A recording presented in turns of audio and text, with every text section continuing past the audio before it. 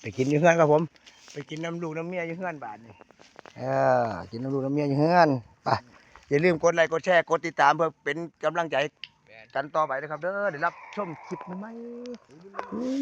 ใหญ่ใหญ่ใหญ่เลยอู้ยหายจุดกาโ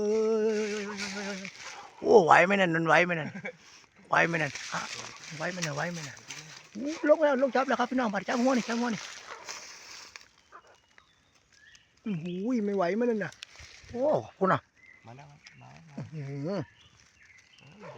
ออกอาการเลยพี่น้องโอ้มาแต่ไสนั่นโอ้ยตัวนี่รอกินไก่ครับผมโอ้โหไหวพอกับรอกินไก่ครับผม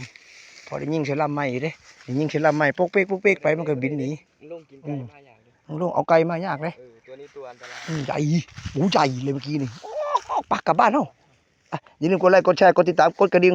อย่าลืมนะครับเด้อเพื่อรับชมคลิปใหม่ๆต่อไปอย่าลืมเยี่ยม